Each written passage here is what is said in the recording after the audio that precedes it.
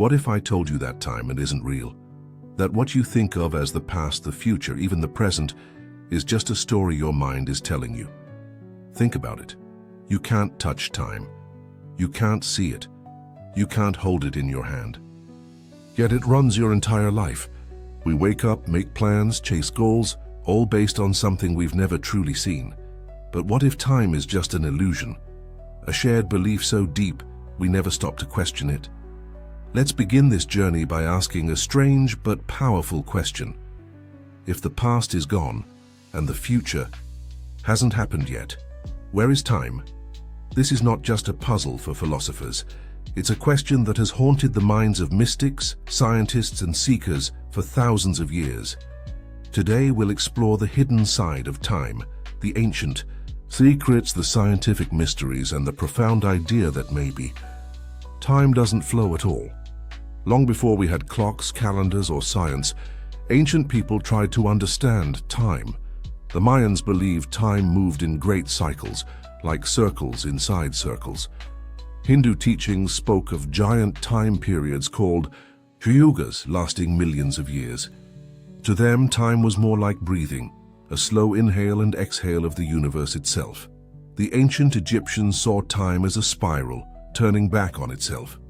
And many indigenous cultures believed that time was alive, changing shape depending on how you looked at it. To these civilizations, time wasn't just numbers or measurements. It was a living force, closely tied to nature, to the stars, and even to consciousness.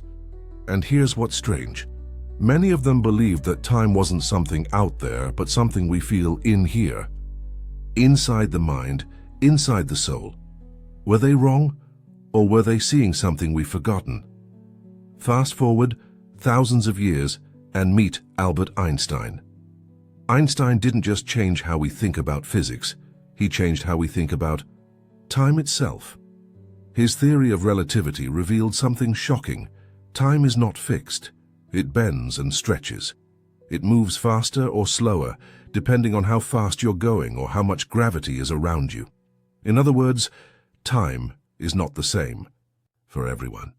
And it's not always moving forward. Einstein once said, "The distinction between past, present, and future is only a stubbornly persistent illusion." Let that sink in. According to the block universe theory, based on his work, all moments in time may already exist, right now. Past, present, and future might be laid out like pages in a book. Nothing moves, except your awareness flipping through the chapters. It's as if everything that ever was and everything that ever will be is already here. Einstein knew this. Idea was powerful, but he also knew it was disturbing. If time doesn't flow, what does that mean for us? For free will? For life and death? He never fully answered those questions, but the clues were there. And we're only beginning to understand what he may have discovered. Now let's go even deeper, into the world of quantum physics. At the smallest levels of reality, something strange happens. Time seems to disappear. In many quantum equations, there's no time variable at all. The math works perfectly as without time. Carlo Rovelli, a physicist who studies the nature of time, says that time may not be a basic part of the universe. Instead, he believes it's something we only experience at the human level, like an illusion that appears when things change around us. And then there's entanglement. Two tiny particles can be connected in a way that seems to break the rules of time and space. Change one and the other reacts instantly, no matter how far apart they are. How is that possible unless time, at its core, isn't real? Mystics from ancient traditions have said something similar for centuries. They speak of timeless states of awareness, moments when the mind becomes still and the world stops moving. Some call it enlightenment, others call it presence. Science and spirituality, two paths that rarely meet, are now pointing to the same truth. Time may not be something outside us. It might be something created inside us. So what if time isn't part of the universe, but something our minds create? Think about your experience right now. You feel time because you remember the past, and you imagine the future. But what if those memories and dreams are just thoughts, appearing in a single moment? Some scientists believe that change, not time, is what's real. And it's our brains that turn those changes into a story we call time. Your brain takes millions of bits of information, stitches them together and says, this happened first, this happened next. But what if that story isn't true? What if everything is happening and now? This idea shows up in meditation, in near-death experiences, even in moments of deep peace. Time stops. There's just awareness. Maybe time isn't something we move through. Maybe we are the ones making time every moment we open our eyes. If that's true, what else are we creating? Here's where things get even stranger. If all moments in time already exist, then what about choice? If your future is already out there, just waiting to be seen, are you really free? Some scientists and philosophers say maybe not.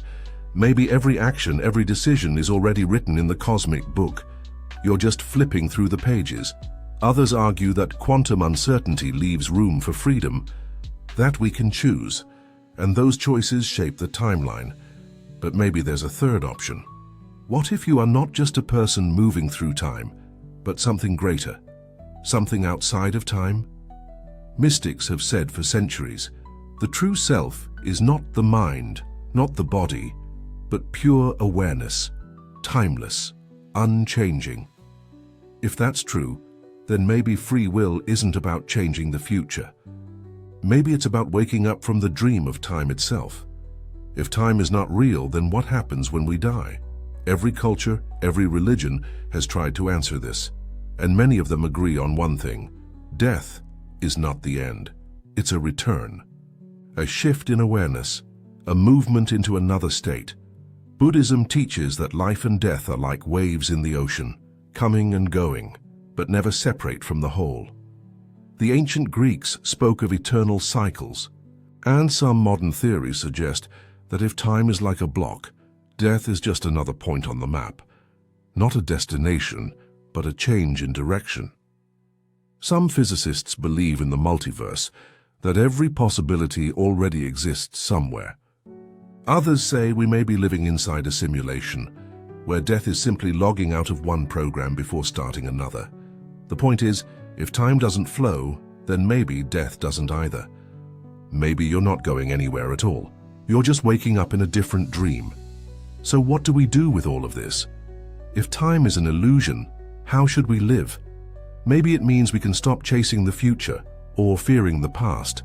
Maybe it means being truly present is not just a nice idea, but the only real thing there is. Right now, this moment is all that ever exists.